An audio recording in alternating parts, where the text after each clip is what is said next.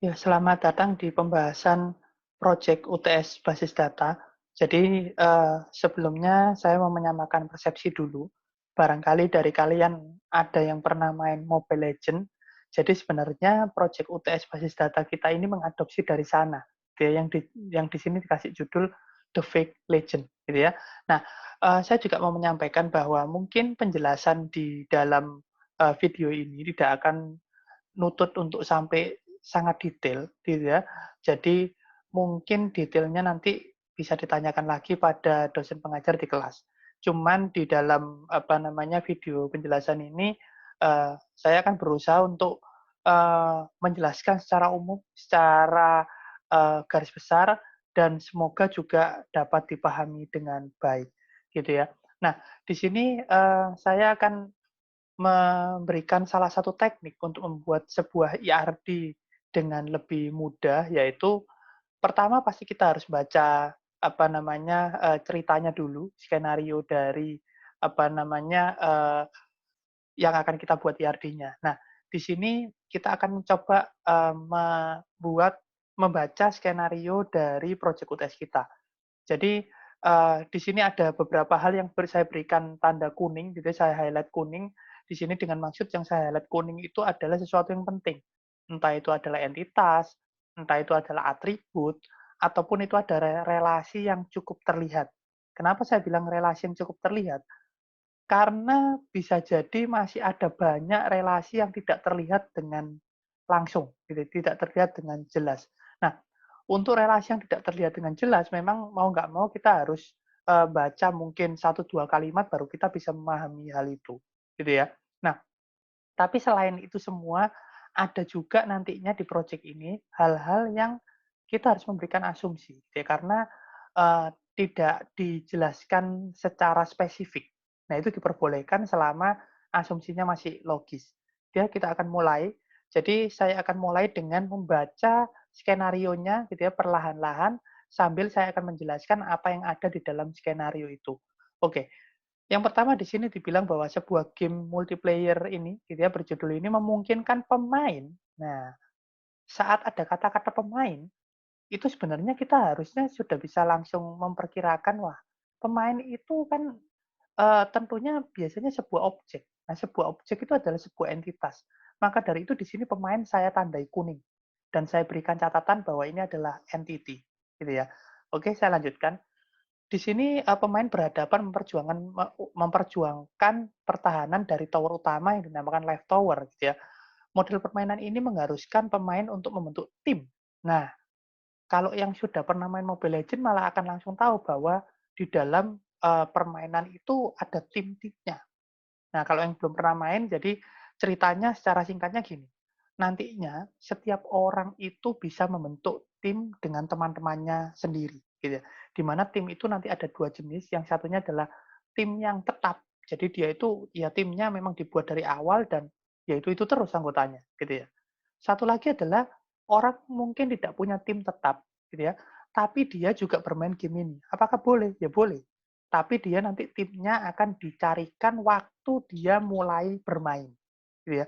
Jadi nanti akan dicarikan orang secara acak yang sama-sama nggak punya tim, kemudian akan digabungkan menjadi satu tim untuk bermain saat itu. Jadi nanti waktu dia bermain lagi, timnya bisa beda lagi. Karena dia tidak punya tim yang khusus, gitu ya. Nah, saya lanjutkan. Jadi nantinya timnya itu anggotanya minimal 5 orang per tim gitu ya dan akan berhadapan dengan tim yang lain.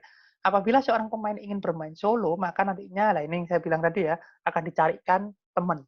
Ya. Nah, lalu kemudian setelah dua tim itu terkumpul, maka barulah permainan akan dimulai gitu ya. Nah, yang menang adalah yang berhasil menghancurkan, di sini disebut sebagai life tower dari tim musuh gitu ya. Eee, karena permainan ini adalah permainan berkelompok, maka siapapun anggota kelompok yang berhasil menghancurkan life tower dari musuhnya, dia adalah tim yang menang, gitu ya. Jadi walaupun satu orang menghancurkan, satu tim tetap menang. Oke, tapi itu saya kira, sebenarnya tidak terlalu, nanti dibutuhkan untuk IRD kita, saya akan lanjut aja.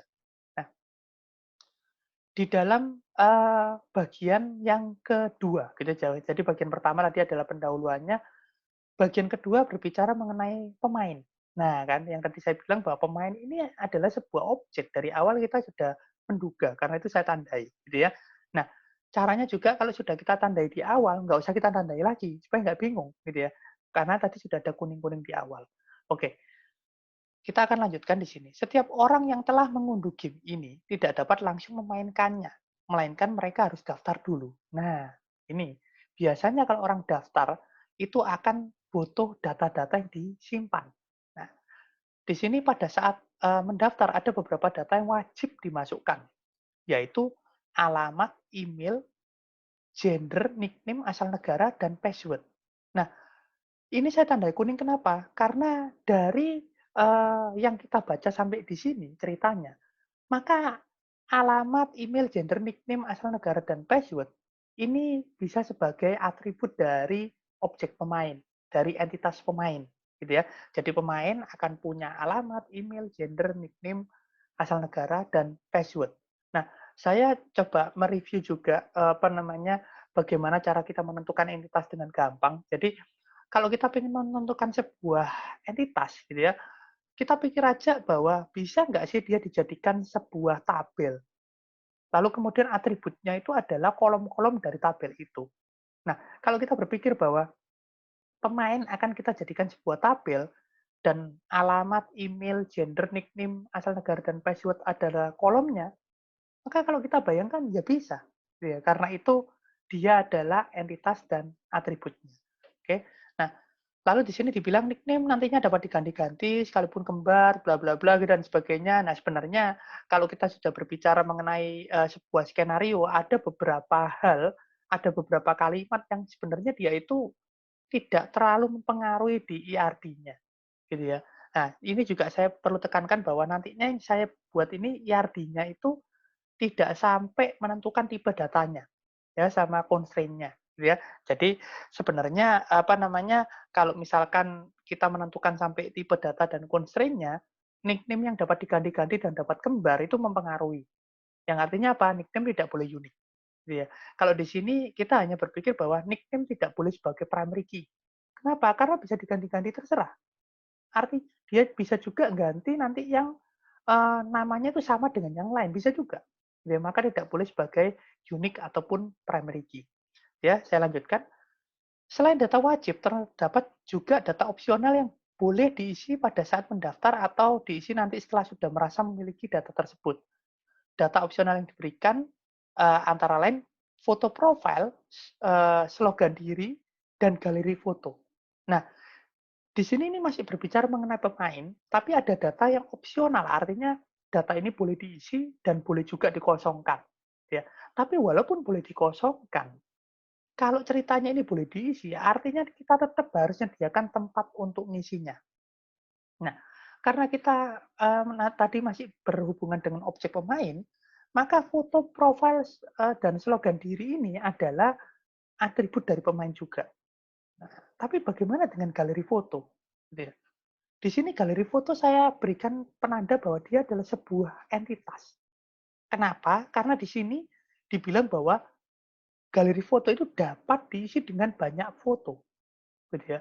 Jadi nantinya dia akan berisi ada banyak row, gitu ya, galeri foto, gitu ya. Nah, kalau di apa namanya atribut sebenarnya juga bisa dibilang multi value atribut, tapi pada akhirnya dia juga akan menjadi tabel, gitu ya. Karena itu saya langsung menyebut di sini sebagai entitas galeri foto. Oke, kita akan lanjutkan. Sistem nantinya juga akan menyimpan data-data pelengkap yang akan dikaitkan dengan akun pemain setiap orang, seperti level akun pemain. Nah, karena ini adalah data juga yang terkait dengan pemain, maka level juga adalah sebuah atribut, gitu ya. Dan level isinya hanya pokoknya level 1, level 2, level 3, atau level 15, gitu ya. Selanjutnya, level akun pemain serta daftar trofi yang didapatkan akun tersebut dalam permainan ini. Nah, daftar trofi di sini saya beri sebagai entitas. Kenapa?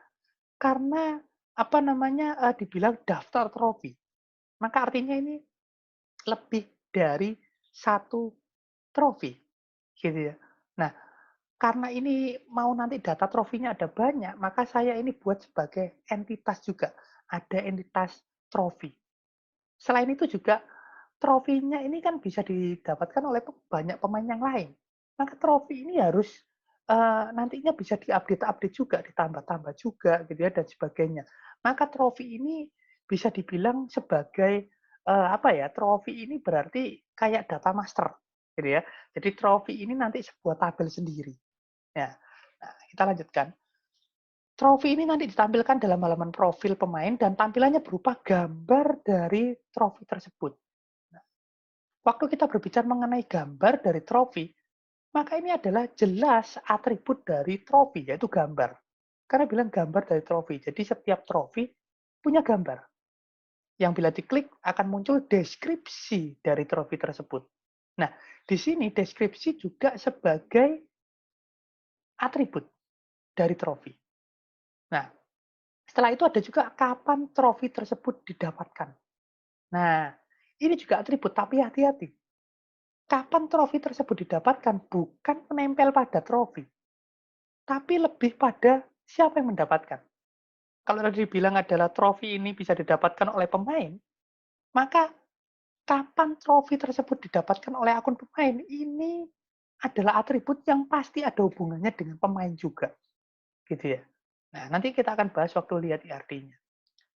Serta bonus yang didapatkan akun pemain tersebut. Ya, karena telah memperoleh trofi tersebut. Nah, bonus tidak langsung saya kuningkan. Karena apa? Karena di bawah ada penjelasannya lagi. Bonus setiap trofi akan berupa sejumlah koin yang dapat digunakan untuk pembelian di dalam game, serta experience yang akan dapat menaikkan level dari akun pemain tersebut. Artinya, setiap trofi juga akan punya dua atribut lagi, yaitu koin yang didapatkan dari trofi tersebut sama experience yang didapatkan dari trofi tersebut. Dan semuanya ini atribut karena dia menempel pada trofi. Dia adalah karakteristik dari trofi itu tersebut. Dari trofi itu, gitu ya. Dari trofi mempunyai koin dan experience juga selain gambar deskripsi, gitu ya. Nah, saya lanjutkan. Game ini juga menerapkan konsep social network di dalamnya sehingga setiap akun pemain dapat saling mengikuti. Nah, kalau kita berpikir tentang bahwa akun pemain ini dapat saling mengikuti, maka kita harus berpikir bahwa ini bukan pasti bukan entitas gitu ya karena pemain sudah kita buat entitas di atas gitu. Juga bukan atribut karena dia tidak berbicara mengenai karakteristik dari sesuatu, tapi dia berbicara mengenai bagaimana sebuah data itu akan berelasi. Nah, di sini adalah pemain dapat saling mengikuti. Artinya, kita harus mencatat pemain ini mengikuti siapa, pemain ini diikuti siapa. Nah, hal itu menandakan bahwa ini akan ada relasi.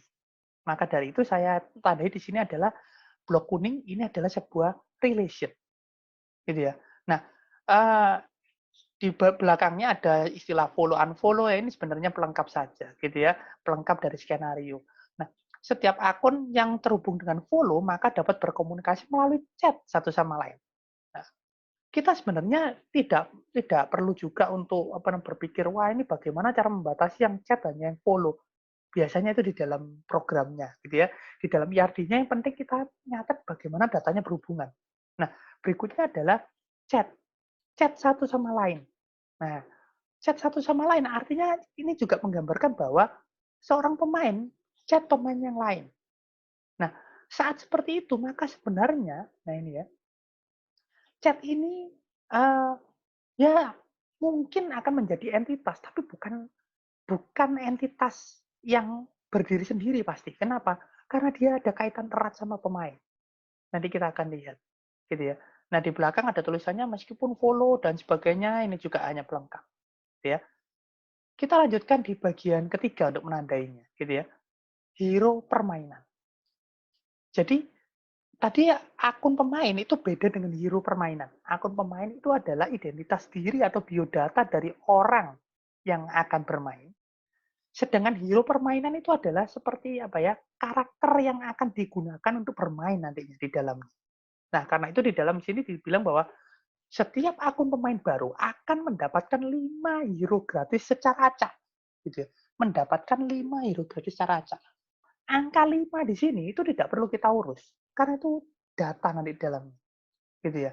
Nah, yang perlu kita lihat adalah hero-nya. Hero ini adalah sebuah objek. Nggak mungkin, walaupun kita belum baca sampai belakang ya, nggak mungkin hero ini berdiri sendiri. Dia pasti nanti punya karakteristik. Karena itu kita tandai dulu bahwa hero ini adalah sebuah entitas. Kita nanti tinggal mencari karakteristik dari hero ini apa, gitu ya. Nah, lanjut, sedangkan apabila akun ingin memperoleh hero yang lain, maka mereka dapat membeli hero tersebut dengan sejumlah koin, gitu ya.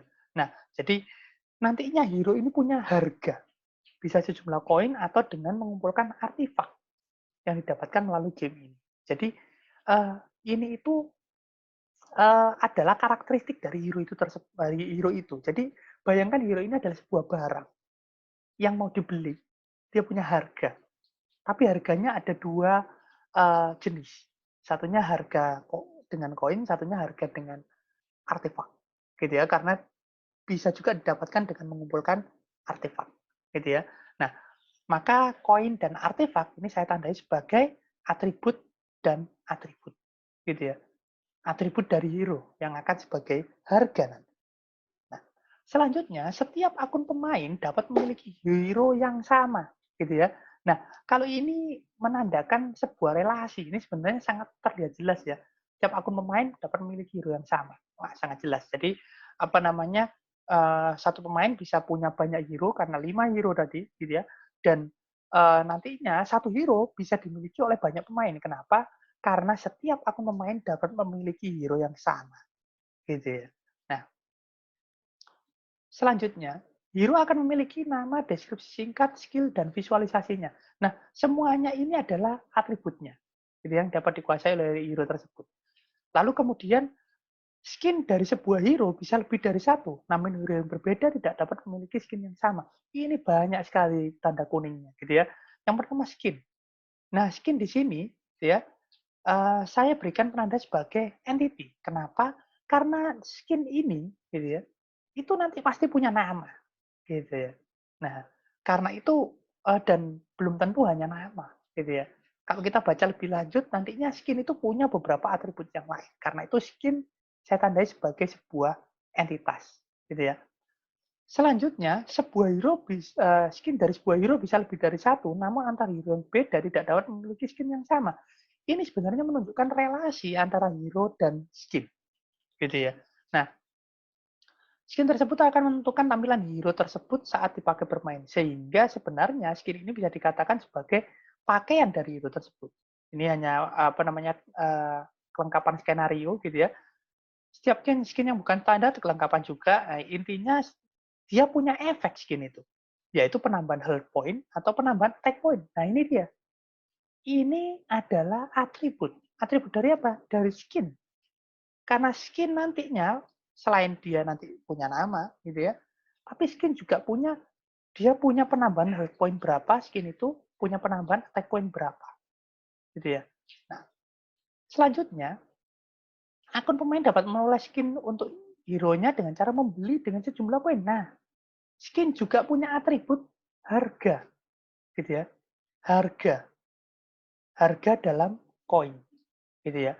Nah, kemudian untuk mendapatkan skin atau mendapatkan skin ini dari hadiah yang dikirimkan oleh akun pemain yang lain. Nah, ini skin itu selain beli, ternyata juga bisa saling ngirim antar pemain.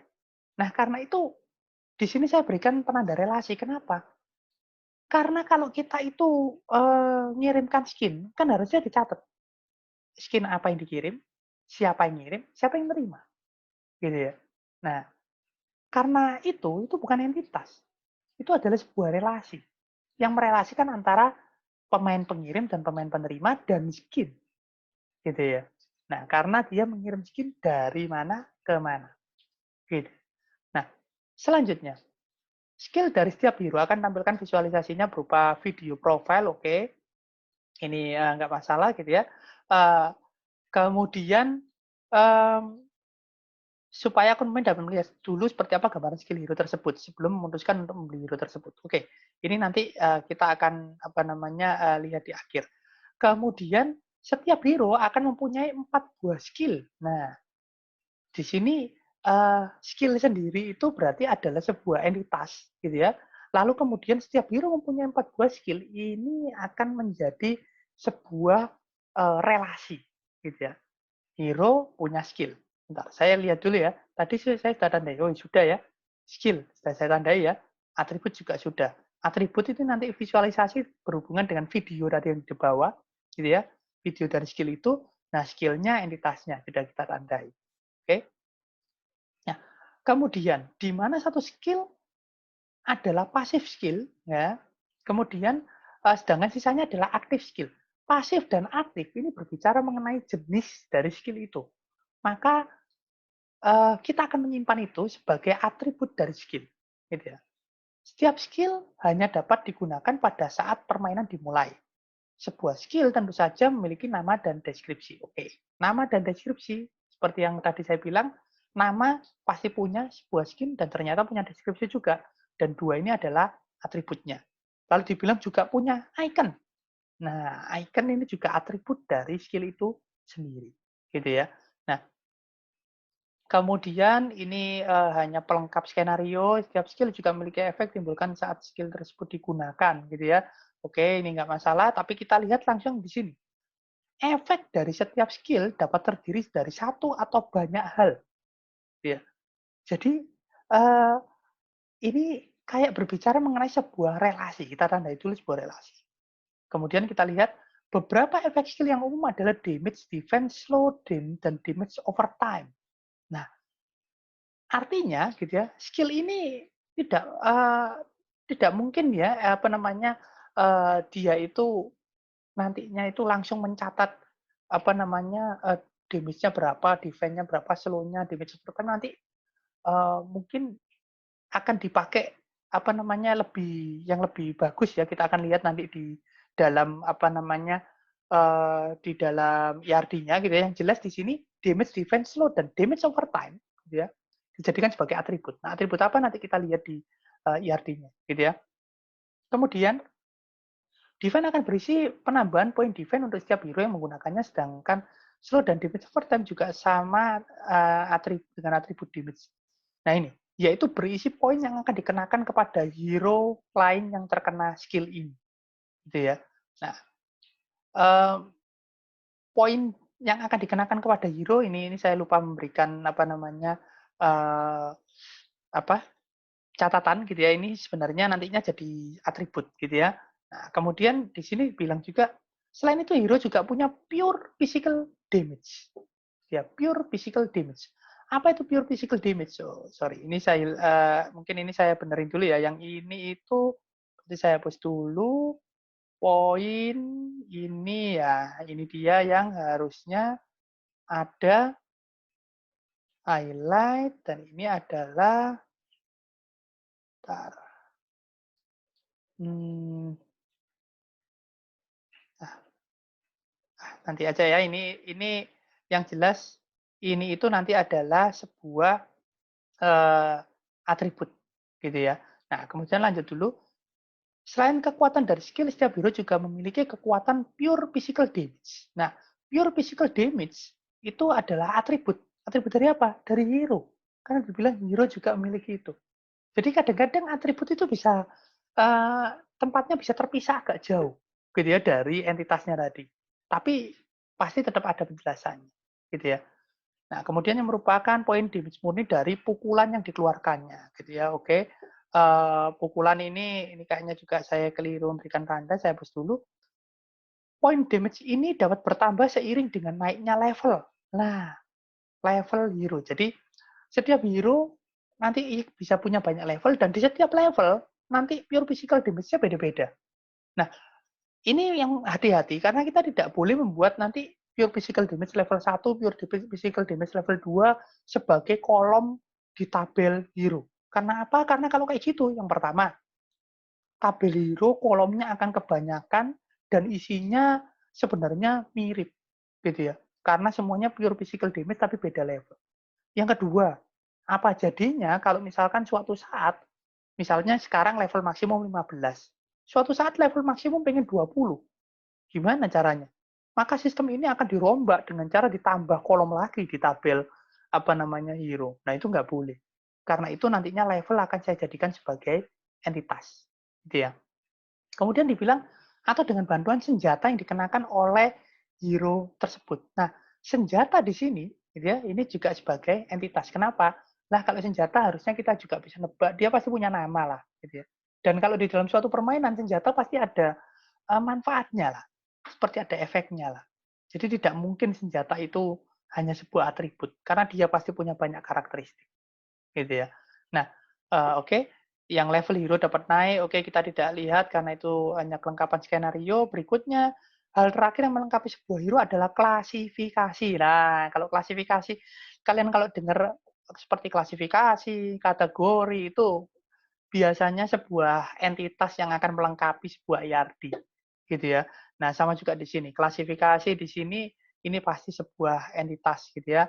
Nah, kemudian dibilang untuk mengelompokkan hero, gitu ya. Klasifikasi yang ada saat ini adalah fighter, assassin. Nah, ini semuanya data, nama klasifikasi, gitu ya. Nah, ini yang perlu kita cermati kuning setelahnya. Sebuah hero dapat masuk di dalam lebih dari satu klasifikasi. Ini bilang tentang jenis relasi. Satu hero banyak klasifikasi. Satu klasifikasi berapa hero? Banyak pastinya. Gitu ya. Jadi kayak klasifikasi fighter. Nggak mungkin hanya satu hero yang fighter. Gitu ya. Bisa ada banyak pasti. Kenapa? Kalau hanya ada satu hero yang fighter, dan nanti kan jumlah hero-nya terlalu sedikit. Atau kalau enggak nanti jumlah klasifikasinya yang harus banyak hero gitu ya, nggak mungkin, gitu ya. Oke, kita lanjutkan. Bagian keempat adalah senjata. Nah, tadi sempat kita tandai ya, senjata adalah sebuah entitas. Kenapa? Karena pasti dia punya karakteristik. Ya, yang pertama adalah di sini dibilang bahwa dapat beli senjata dengan menggunakan gold. Nah, jadi senjata ini artinya apa? Punya harga, gitu ya. Nah, harga sebagai atributnya pasti.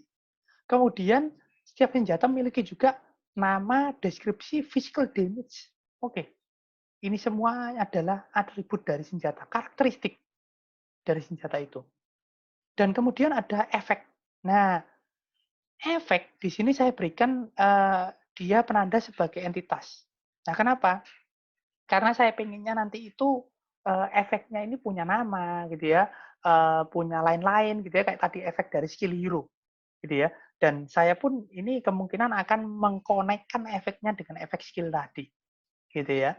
Nah, jadi artinya nantinya senjata ini akan saya konekkan kemungkinan dengan entitas efek yang dipakai juga oleh skill, gitu ya. Nah, kemudian faktor efek dari setiap senjata dapat beragam, yang atributnya mirip dengan skill hero. Nah, lihat, faktor efek dari setiap senjata dapat beragam, atributnya mirip dengan skill hero. Maka kalau kata-kata ini dibilang apa namanya mirip dengan skill hero, kita langsung tahu bahwa ini efeknya jadi satu, gitu ya. Karena itu saya tandai dan saya kasih catatan bahwa atributnya itu sama dengan efeknya skill, gitu ya. Nah, atribut efek senjata itu di sini sama dengan skill. Setiap senjata juga memiliki harga. Nah ini sudah tadi ya saya tandai di awal. Oke. Bagian kelima, ya ini hampir bagian terakhir yaitu pasukan. Pasukan sendiri itu nantinya akan menjadi entitas di sini. Nah, di sini. Setiap pasukan memiliki pure physical damage. Gitu ya. Nah, pure physical damage-nya menjadi atributnya. Gitu ya. Jadi, pasukan punya karakteristik yaitu punya pure physical damage. Walaupun sama. Gitu ya. Kan dibilang pure physical damage-nya sama, iya. Tapi kalau pure physical damage tidak kita catat di basis data kita, tidak kita catat di database kita langsung di coding kita, kalau suatu saat game ini pengen berubah, direvisi, wah pasukannya damage-nya asalnya 5 saya jadikan 10. Kan harus ubah programnya.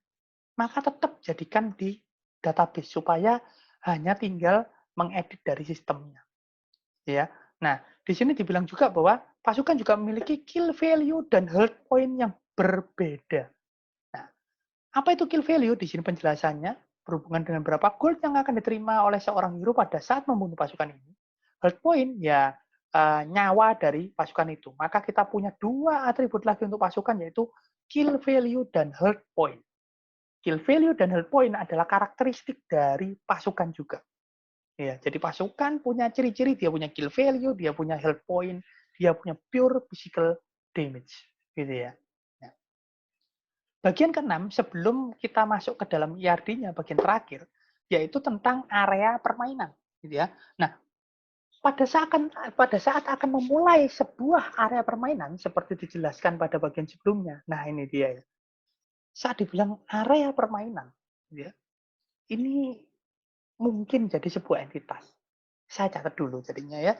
Saya beri tanda dulu dan saya kuning-kuning area permainan entitas gitu ya.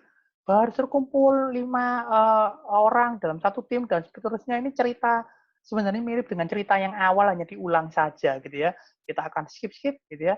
Kita akan masuk ke selanjutnya gitu ya. Di sini dibilang bahwa uh, oke, ini cuma penempatan pemain dan sebagainya. Kalau ini ya ini dari programnya nanti gitu ya.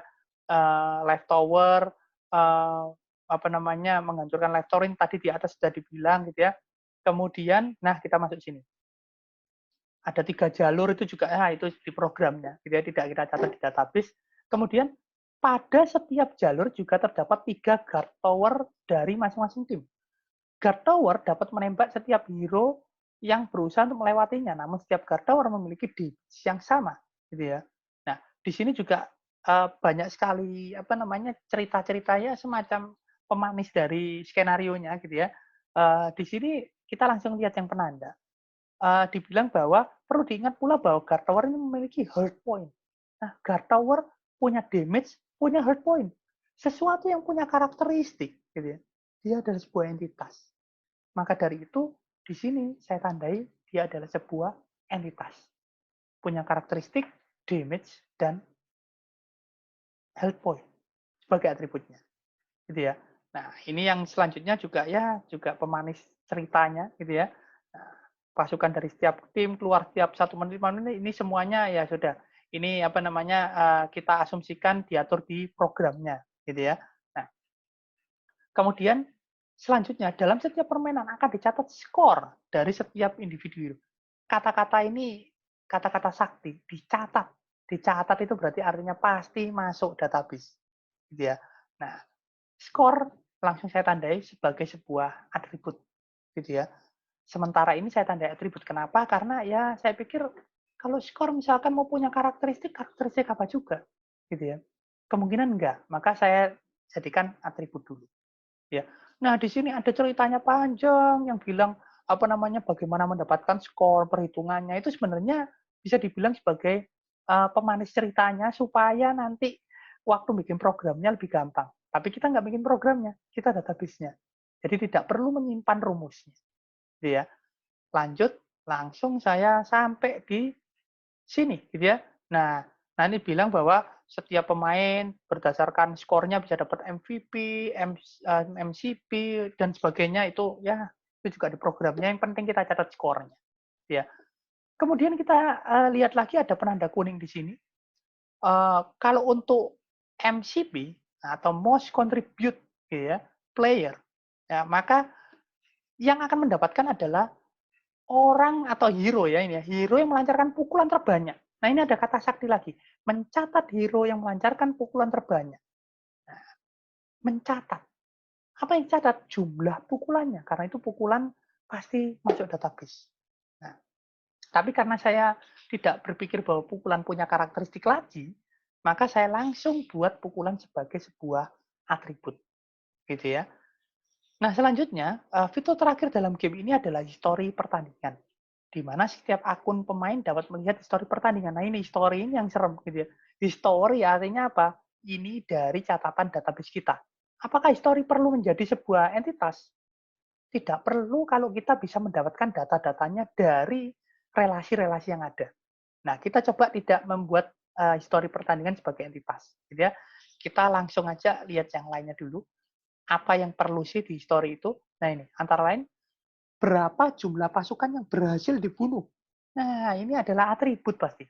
Atribut di mana? Nanti kita lihat di ERD-nya, gitu ya. Kemudian baik pasukan infanteri maupun berkuda, ya, berapa jumlah pasukan yang berhasil dibunuh. Kemudian per jenisnya berarti berapa yang berhasil dibunuh ya. Kemudian jumlah hero yang berhasil dibunuh juga harus dicatat. Kenapa? Karena keluar di story. Maka ini menjadi atribut.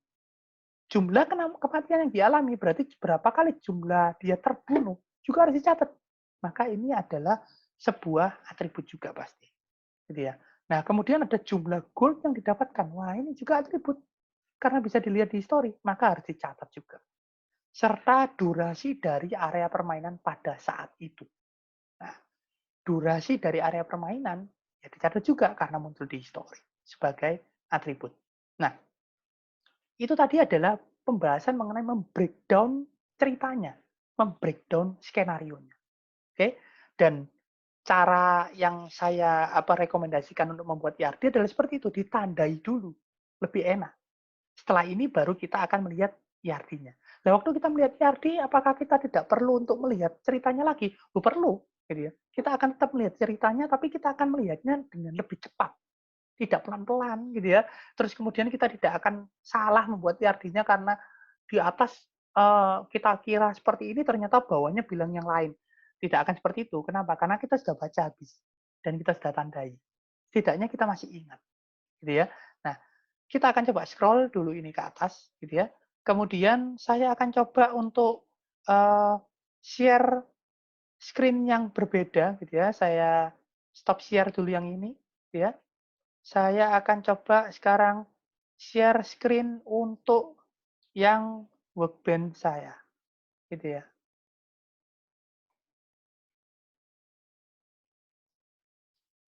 Nah, ini adalah hasil IRD-nya, gitu ya. Ini adalah hasil IRD-nya. Oke. Jangan khawatir dengan ruwetnya, ini sudah saya usahakan untuk disusun serapi mungkin gitu, tidak ada yang bertumpuk gitu ya. Saya akan jelaskan satu persatu gitu ya. Kita akan sambil melihat dari ceritanya lagi gitu ya, tapi secara cepat tentunya, gitu ya. Tadi dibilang di cerita bahwa, eee, akan ada pemain ya, dan kemudian ada tim. Ini adalah pemain gitu ya, entitas pemain, di mana kalau kalian lihat gitu ya, di sini itu, eee entitas pemain itu, punya atribut email tadi ya, ID pasti primary key ada email, gender gitu ya, nickname, asal negara tadi ada, password. Nah, kita masih ingat tadi ada foto profil juga, ada slogan juga. Lalu ada level dari pemain. Ingat ini bukan level hero ya, level dari pemain ya. Kemudian tadi kita juga ingat bahwa ada total koin dan total artifak yang didapatkan gitu ya dari hero tersebut. Oke. Kemudian dari pemain kita ke tim. Nah, ini dia, ada tim di sini. Tim simpel saja, entitas tim punya atribut ID dan nama, ya. Kemudian di sini relasinya adalah many to many, gitu ya. Ada pemain tim di sini. Karena apa? Karena satu pemain di sini mungkin bisa menjadi anggota dari banyak tim, gitu ya.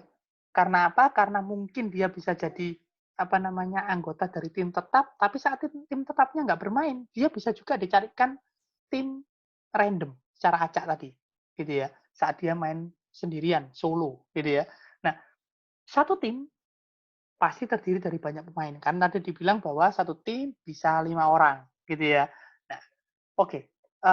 Maka selesai yang bagian awal-awal. Kita lanjut ke bagian yang setelahnya, gitu ya. Di situ dibilang, entar saya mungkin coba share yang langsung keduanya gitu ya, supaya kita bisa lihat keduanya. Saya coba dulu. Saya kalau share, hmm, oke, saya mungkin kalau share screen. Nah, ini ya, saya share semua screen saya gitu ya, supaya kalian bisa lihat. Nah, eee, di sini selanjutnya gitu ya, ada di sini itu, masuk pada gambar dari trofi, deskripsi sudah. Nah, ini ya, eee, oh sorry, trofi belum ya tadi ya, level pemain yang sudah.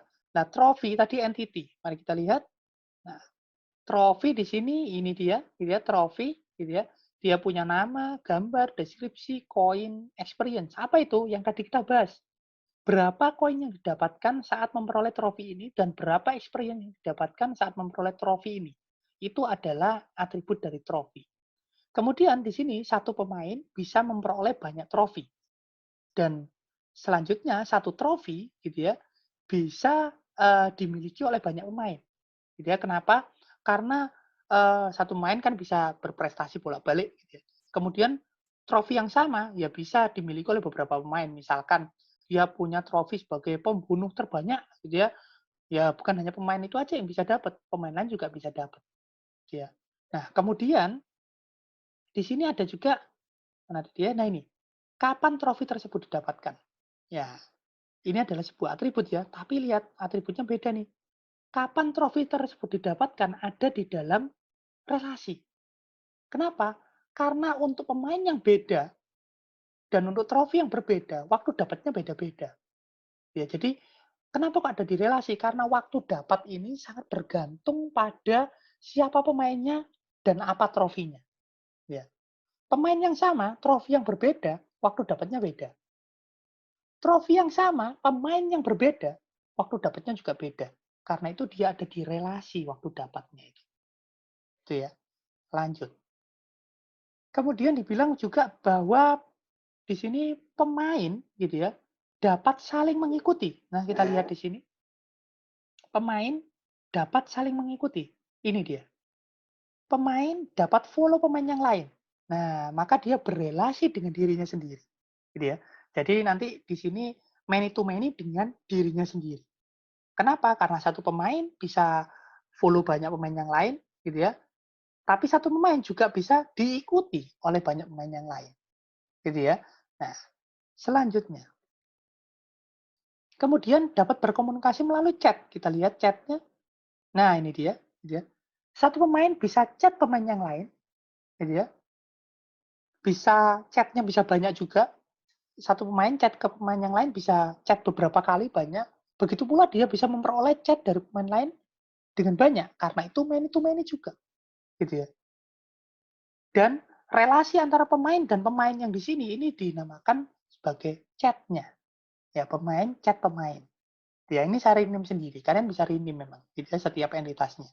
Nah, lalu di sini ada waktu dan isi dari chatnya. Kenapa kok waktu harus ada sebagai primary key? Karena nantinya pemain ID yang sama gitu ya ke pemain ID yang lain. Jadi pemain pengirim dan pemain penerima itu bisa sama, row-nya bisa keluar berkali-kali, tapi dengan isi chat yang berbeda-beda. Nah, apa yang membedakan waktunya? Kayak kita kalau mainan WA gitu ya. Kalau kita mainan WA kan kalau kita itu chat ya, kalau kita chat maka nantinya kalau kita chat lagi waktunya beda.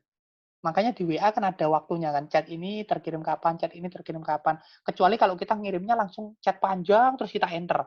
Nah, waktunya satu gitu ya. Tapi intinya satu pemain bisa chat berkali-kali gitu ya. Waktunya yang beda-beda. Karena itu waktu harus saya kasih primary key. Kalau nggak ada primary key waktu, nanti sekali seorang pemain chat ke pemain yang lain, dia nggak bisa chat lagi. Kenapa? Karena kalau primary key-nya hanya dua buah foreign key ini, ya ini begitu kembar nggak boleh ada lagi masuk chat yang lain. Ya gitu ya. Nah, oh iya satu lagi ya. Ini ada sedikit bug di dalam Workbench untuk yang versi 8. Itu foreign key yang menjadi primary key itu nggak keluar. Ya, jadi semua yang nggak keluar tandanya di sebelah kiri itu sebenarnya adalah foreign key yang menjadi primary key. Gitu ya. Nah, harusnya ada tandanya kunci merah. Itu yang versi 8. Gitu ya. Nah, saya lanjutkan. Selanjutnya, hero. Nah, ini dia hero. Mari kita lihat hero-nya. Nah, hero, mana hero-nya? Di sini dia. Nah, ini ya, hero. Hero di sini punya nama, gitu ya, atributnya, punya ID sebagai primary key-nya, punya nama, punya harga dalam koin, karena tadi dibilang bahwa hero bisa dibeli dengan sejumlah koin, bisa juga dengan artifak, maka ada harga dalam artifak, gitu ya. Ada deskripsi dari hero itu, dan di sini ada Skor, oh oke, skor ini kayaknya, bukan di sini ya kayaknya ya, ini kayaknya keliru. Yang skornya bukan di sini karena, apa namanya, sebentar saya coba lihat, nah tadi ya skornya bukan di situ ya. Ini ada yang keliru, saya coba hapus juga, mmm, skornya entar, karena, apa namanya, skornya hero itu ber berkaitan dengan saat dia dimainkan, gitu ya, saat dia dimainkan, oke. Ya, kemudian tadi hero ini harus bisa berelasi dengan pemain, gitu ya. Satu pemain ini ya, bisa punya banyak hero, karena tadi bisa 5. Satu hero bisa dimiliki oleh banyak pemain karena, pemain yang beda bisa punya hero yang sama, gitu ya. Nah, karena itu ini relasinya many to many, ya. Kita lanjutkan lagi. Kemudian, nah ini, ada skill-nya. Nah, gitu ya. Punya skill, punya skin. Nah, ini ya, hati-hati ya, akan ada 2 entitas lagi, skill dan skin. Kita lihat hero, kita lihat ada skin di sini, gitu ya. Ada skin di sini. Jadi, setiap hero bisa punya banyak skin, tapi satu skin tidak bisa dipakai oleh banyak hero, gitu ya. Kenapa? Karena tadi bilang ini hero-nya beda-beda, masuk bajunya bisa tuker-tukeran, gitu. Jadi kita asumsikan bajunya sendiri-sendiri gitu ya, tapi bisa punya banyak varian baju gitu ya. Nah, di sini, skin dari hero itu punya nama ya, punya ID primary key pasti. Kemudian ini hero ID adalah foreign key dari hero karena berelasi gitu ya, satu hero banyak skin. Kemudian ada tambah HP, tambah AP, sama harga koin. Tambah HP tadi sempat kita bahas bahwa setiap skin gitu ya, itu, punya, efek untuk bisa menambah HP berapa, bisa menambah AP berapa gitu ya setiap skin-nya. Nah, maka ada tambah HP dan tambah AP. Kemudian ada harga koin, karena setiap skin ini bisa dibeli dengan sejumlah koin gitu ya. Nah, kemudian tadi selain apa skin ada juga skill tadi ya. Skill skill, mana skill?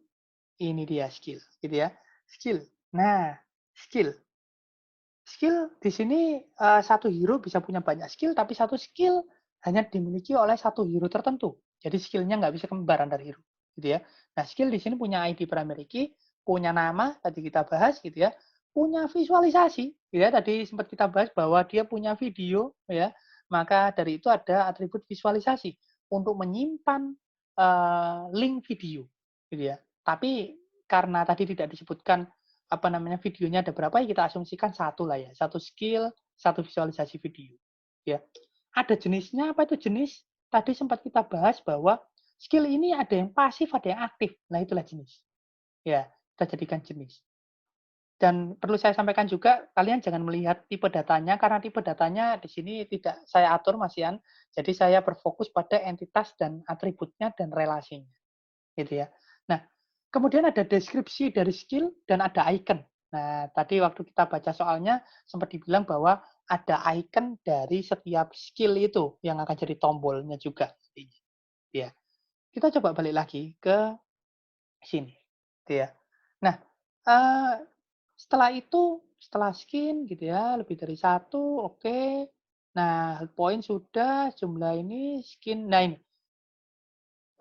skin selain bisa dibeli, bisa juga mendapatkan skin ini dari hadiah yang dikirimkan oleh akun pemain yang lain. Nah, kita mau mencatat pemain yang kirim-kiriman skin. Ya, kita lihat di sini. Nah, ini. Pemain kirim-kiriman skin, kita lihat. Nah, ini dia. Jadi, apa namanya, dari, pemain, gitu ya, pemain kirim pemain, pemain mengirimkan ke pemain yang lain. Kita mencatat bahwa pemain ini, ngirim ke siapa. Nah, itu di sini. Jadi dia berelasi ke dirinya sendiri yang pertama. Yang kedua, selain berelasi dengan dirinya sendiri, pemain mengirimkan ke pemain lain, yang dikirim apa? Nah, yang dikirim apa itu baru kita relasikan dari skin ini, gitu ya. Nah, skin ini berelasi ke sini. Ini bridge entity gitu ya. Jadi skin ini berelasi ke bridge entity yang tadi adalah bridge entity pemain ke pemain tadi, gitu ya. Dan kenapa kok relasi ke bridge entity ini saya pakai yang garisnya lurus tidak putus-putus? Karena saat seorang pemain mengirimkan skin ke pemain yang lain, skin tertentu, gitu ya, maka dia tidak mungkin mengirimkan skin lagi yang sama, yang kembar nggak mungkin, ya. Tapi skin yang berbeda lagi boleh. Karena itu di sini skin menjadi apa namanya primary key, foreign key menjadi primary key karena relasinya garis lurus ini, gitu ya. Nah, strong, gitu ya. Jadi artinya seorang pemain bisa ngirim beberapa skin, gitu ya. Nah, dan kemudian dicatat juga waktunya, kapan waktu ngirim skinnya. Ya. Lanjut lagi. Kemudian, nah ini ya, setiap hero akan mempunyai 4 buah skill. Nah, passive skill ini tadi sudah, gitu ya, satu hero punya banyak skill, relasinya, gitu ya. Nama, icon, deskripsi sudah. Nah, kemudian ini, efek. Nah, ini ya. Efek dari setiap skill dapat terdiri dari satu atau banyak hal. Nah, ini ada efek skill. Saya jadikan entity, gitu ya. Kita lihat di sini skill. Nah, ini dia ada efek.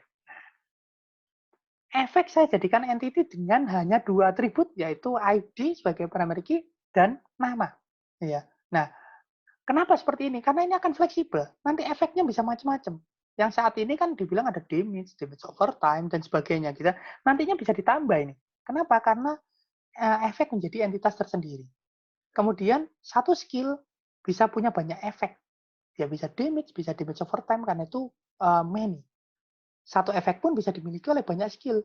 Jadi damage bisa dimiliki oleh banyak skill. Ada banyak skill yang punya damage, gitu ya. Karena itu many to many juga. Gitu ya. Oke. Selanjutnya. Kemudian, lah ini ya, damage, defense ini semuanya jadi data akhirnya, gitu ya. Tadi tidak jadi atributnya, jadi datanya. Kemudian poin yang akan dikenakan pada hero lain yang terkena skill ini, gitu ya. Nah, ini ada poinnya. Oke. Setelah itu lah poin di sini, gitu ya. Jadi skill punya efek. Jadi misalkan skill punya damage. Nah, poin damage-nya berapa? Beda-beda tiap skill, tergantung skillnya. Ya, skill A punya efek damage 10, skill B punya efek damage 5. Nah, karena itulah di sini dia poinnya ada di bridge entity, tergantung efek apa dan skill apa poinnya itu. Ya. Oke, selanjutnya. Selain kekuatan dari skill, ya, hero juga punya kekuatan pure physical damage. Ya, yang merupakan kekuatan murni dari hero yang berdasarkan levelnya. Gitu ya. Nah, kita lihat di sini, karena itu, nah ini dia yang menarik. Hero, gitu ya, akan punya level. Ada entitas level, yaitu isinya ID dan tingkat, yang mungkin isinya nanti level 1, 2, 3, 4, 5, gitu ya. Jadi satu hero bisa punya banyak level, dan satu level dimiliki banyak hero. Gitu ya. Nah, kemudian pure physical damage ada di sini. Bergantung pada hero apa dan level berapa. Gitu ya. Pure physical damage-nya beda-beda. Hero hero A level 3 dengan hero B level 3 beda. Iya, gitu ya. Kemudian kalau apalagi kalau misalkan hero apa namanya A level 3 dengan hero A level 4 ya beda jelas. Ya karena itu dia ada di relasi many to many-nya, bridge entity-nya untuk pure physical damage. Kita lanjutkan lagi. Nah, atau dengan bantuan senjata. Nah, senjata ini gitu ya, ini nanti jadi entitas gitu ya. Kita lihat di sini senjata ada di nah ini bawah, ya. Senjata, di sini ya senjata punya primary key ID, punya nama, punya harga dalam gold. Ingat senjata bisa dibeli, tapi di dalam permainan, gitu ya. Dalam permainan satuannya gold bukan koin, gitu ya. Punya deskripsi senjata itu, tadi kita baca di soalnya, gitu ya. Punya physical damage juga, gitu ya. Dan kalau senjata nggak ada levelnya, karena itu langsung physical damage-nya nempel di senjatanya, tergantung senjata apa, gitu ya.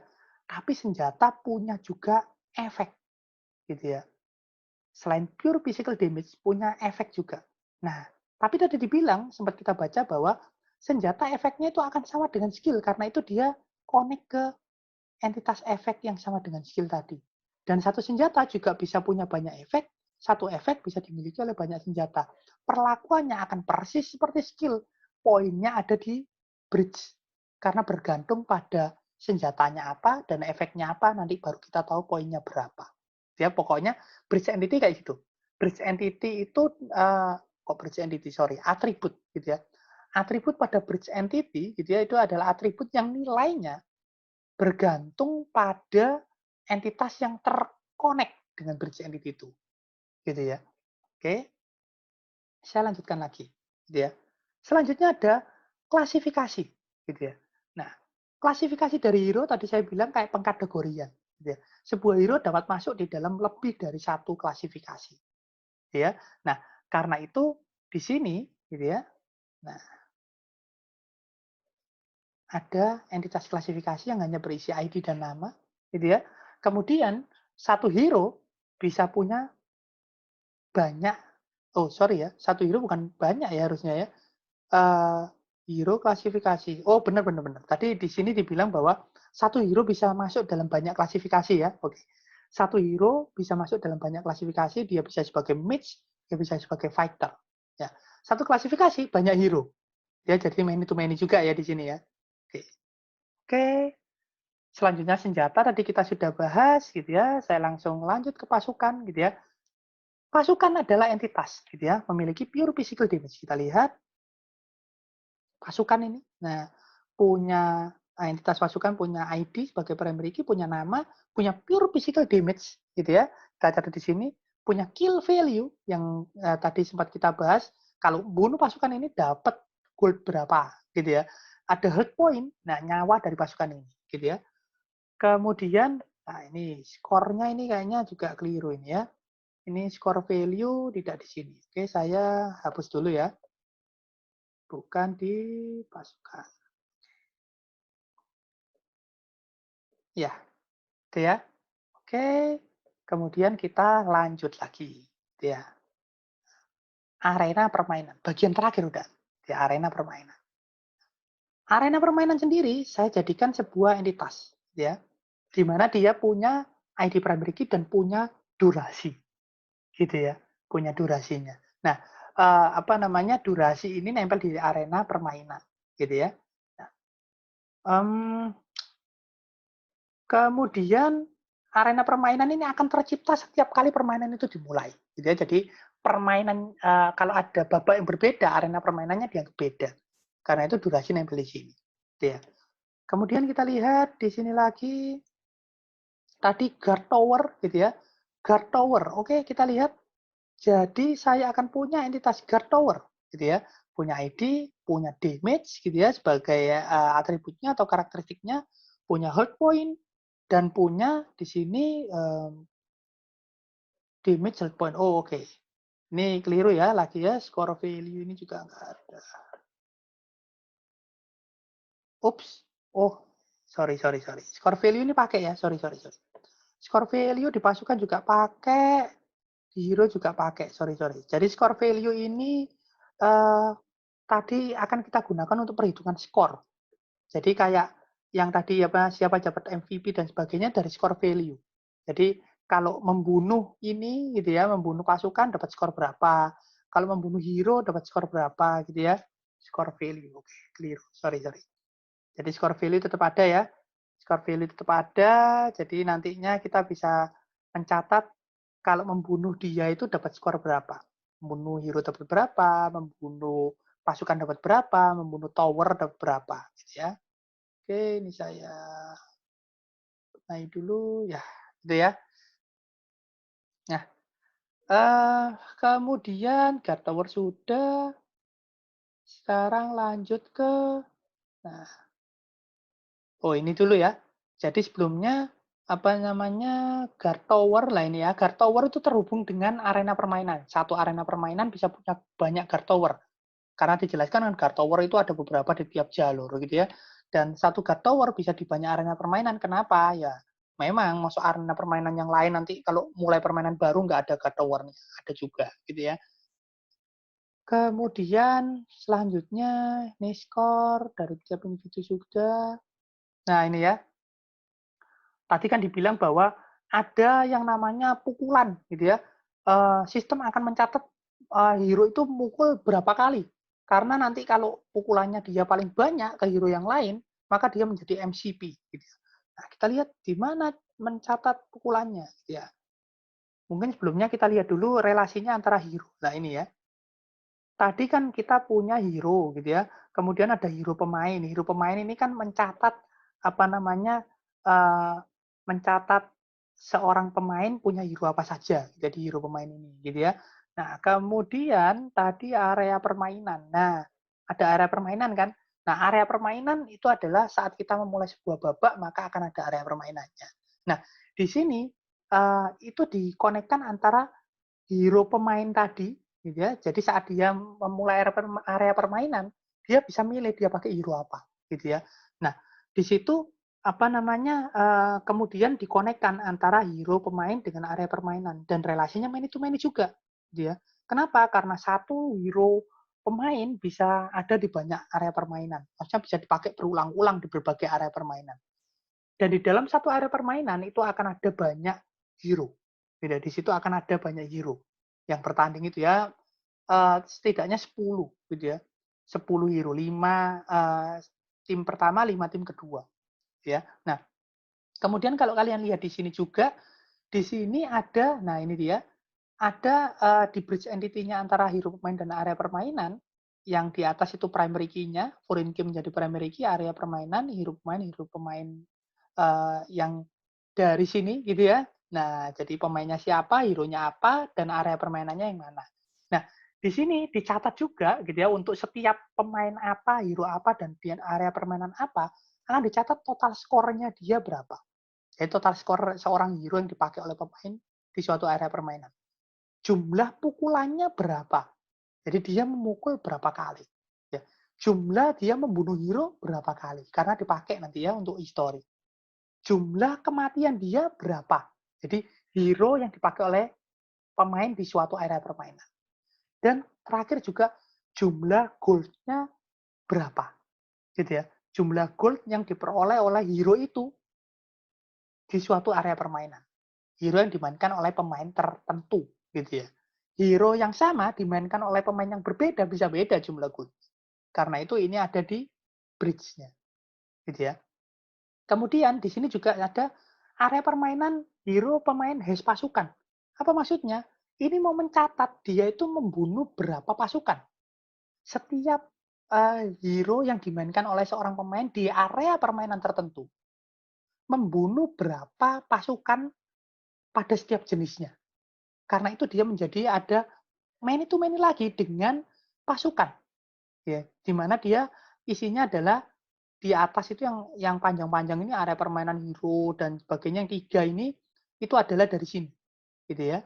Nah, jadi dia itu mencatat nantinya itu berapa apa namanya bukan berapa ya, mencatat seorang hero yang dimainkan oleh pemain tertentu di area permainan tertentu itu membunuh pasukan ID ya. Pasukan ID di sini itu jenis pasukannya pejalan kaki gitu ya, berkuda gitu ya. Pasukan ID jadi membunuh pasukan pejalan kaki berapa, nanti terus membunuh pasukan berkuda berapa gitu ya. Jadi yang atas ini bisa kembar terus selama yang pasukannya beda. Karena itu bisa nyatet setiap jenis pasukan gitu ya. Kemudian di sini gitu ya. Nah, ini juga ada relasi terakhir yaitu dengan senjata. Nah, setiap hero bisa membawa banyak senjata gitu ya di sini. Nah, jadi di sini itu yang 3 di atas seperti yang tadi ini adalah primary key dari foreign key yang di atas yang menandakan bahwa di area permainan ini gitu ya, ini area permainan itu adalah yang ini gitu ya, di area permainan ini pemain ini dengan hero ini gitu ya, itu punya senjata apa. Nah, nanti kalau dia punya senjata yang lain lagi dicatat lagi area permainan ID-nya sama, pemain hero ID-nya sama, pemain ID-nya sama, tapi senjatanya beda. Bisa masuk juga. Gitu ya. Jadi artinya dia sudah bisa mencatat satu hero di suatu permainan miliknya seorang pemain bisa mempunyai beberapa senjata. Gitu ya. Nah, mungkin itu penjelasan sepintas tentang apa namanya project UTS-nya. ini sebenarnya apa namanya project UTS ini nanti jawabannya juga akan kita share gitu ya ke kalian. Jadi jangan khawatir, kalian nanti bisa melihat-lihat lagi. Dan semoga video ini video penjelasan ini bermanfaat bagi kalian, dan kalau video dalam rekaman begini kan harapannya adalah kalian bisa memutar berulang-ulang gitu ya, supaya bisa melihat lagi apa ya maksudnya gitu ya. Oke, mungkin sekian dari saya, dan mohon maaf bila ada yang masih kurang. Kalau masih ada yang kurang jelas, tanyakan pada dosen di masing-masing kelas. Terima kasih dan selamat belajar.